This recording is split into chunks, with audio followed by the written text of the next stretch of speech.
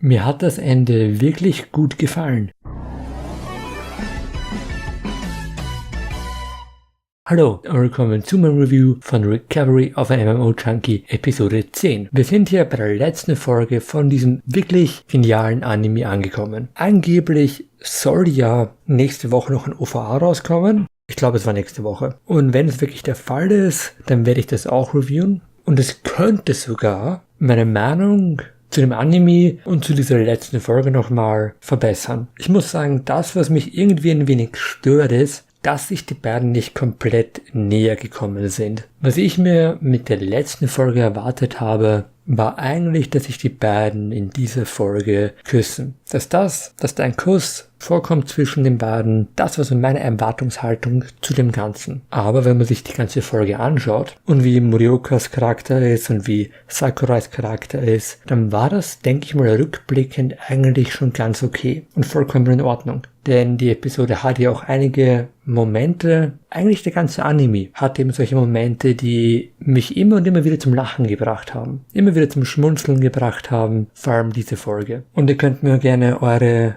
Lieblingsmomente von dieser und auch von anderen Folgen unten in die Kommentare schreiben. Und wenn ihr schon dabei seid, dann könnt ihr mir gerne, wie immer auch, noch einen Abo dalassen und die Glocke aktivieren, damit ihr nichts mehr verpasst. Wie schon gesagt, es gab viele Momente, die mich zum Lachen gebracht haben, wo ich mir dann wirklich dachte, okay, genauso würde ich es auch machen, würde genauso wie Sakurai reagieren. Ob das dann IRL nicht doch ein bisschen creepy wäre, sei jetzt mal dahingestellt. Aber der Punkt, auf den ich eigentlich hinaus wollte, bevor ich dazu komme, ist, der Grund, warum ich mit dem Ende, was da war, dass kein Kuss entstanden ist, zufrieden bin, ist, weil wir in diesem Anime nicht wie in vielen anderen Romanzen-Animes zwei verschiedene Charaktere haben. Weil bei sehr vielen Romanze-Animes kommt es vor, dass einer der beiden Hauptcharaktere der stärkere im Sinne von Selbstbewusstsein, im Sinne von sich etwas trauen ist und der andere nicht. Und da stört es mich dann sehr wohl, wenn der nicht mehr kommt. Aber da wir das hier nicht haben, da beide relativ schüchtern sind, auch wenn Morioka schüchterner ist als Sakurai, aber trotzdem sind beide einfach schüchtern und somit ist ein langsames Annähern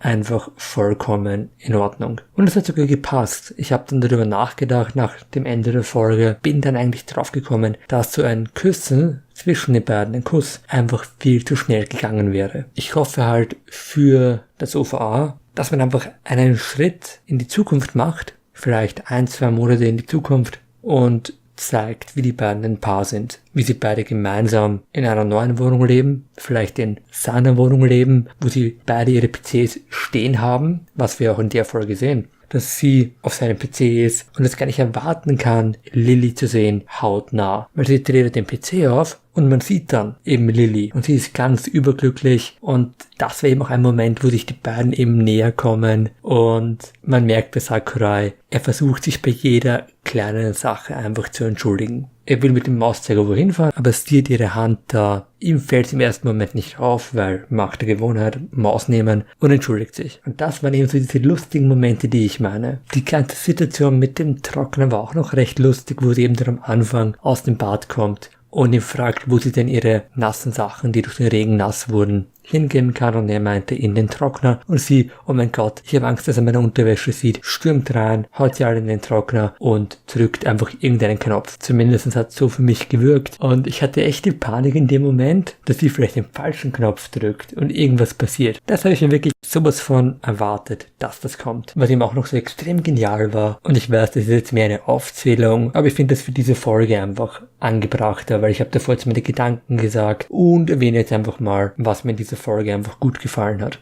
Weil die Szene danach, wo sie auf der Couch sitzt und er einfach nur seitlich daneben am Boden hockt und sie einfach nur betrachtet und einfach schaut, dass er einfach damit wegkommt. Dass er sie betrachten kann und sie es gar nicht merkt. Aber sie merkt, das ist irgendwie das Komische. Aber ich zumindest kann Sakurai ziemlich gut verstehen, wenn er Morioka da einfach extrem süß, extrem super, mega, hyper, kawaii findet, wenn sie dann etwas zu großen Klamotten in seinen Klamotten rumsitzt. Absolut, Sakurai, ich bin auf deiner Seite. Und wie er sich immer versucht, da rauszufriemeln, vor allem als sie dann meint, er soll sich doch neben sie setzen und dann setzt sie sich wieder runter und dann setzt er sich runter und wie die beiden dann immer so hin und her gehen und sich gegenseitig versuchen, an Höflichkeit zu übertrumpfen, was wir auch schon letzte Folge hatten, was ich auf der einen Seite gut finde und den Anime, finde ich, ausmacht, aber auf der anderen Seite, auch wenn ich wie gesagt mit dem Ende zufrieden bin, einfach weil es zu den beiden Charakteren passt und ich auf der anderen Seite aber doch hoffe, dass es mehr Entwicklung gibt, die wir dann schon im OVA sehen werden. Eine Entwicklung, die wir aber sehr wohl hatten, war dann am Ende der Folge, wo die beiden endlich mal wieder auf ein Date gegangen sind. Und da hatte ich so einen ganz, ganz kurzen Schockmoment. Nämlich, da ist Kuiwai aufgetaucht. Und ich dachte mir dann nur, oh Gott, ist sie jetzt mit ihm wieder auf ein Date gegangen? War das alles umsonst? Hat Sakurai wieder versagt? Aber zum Glück nicht. Ihm ist einfach nur wieder zu Ohren gekommen, dass die beiden sich auf ein Date treffen. Wobei laut ihnen ist es ja gar kein Date. Aber wir wissen alle, es ist ein Date. Wie Kuiwai selber sagt, sie gehen ins Kino, sie gehen sogar danach was essen, das ist ein Date. Die beiden wollen es natürlich nicht zugeben, aber sie wissen es doch beide, denn am Ende kommt eben dieser, nenne ich jetzt mal, Miniaturschritt nach vorwärts. Sie gehen dann beide, Händchen haltend, ins Kino und damit endet die Episode dann auch. Und was ich an der Szene wirklich so genial fand, war, dass sozusagen Hayashi und Lily den beiden geholfen haben. Denn man sieht die beiden dann im Fenster stehen, wo sie dann als Morioka und Sakurai eben weitergehen, ebenfalls verschwinden. Und dass man diese Symbolik eingebaut hat, war einfach nur mehr als passend für diese Anime, für diese Folge.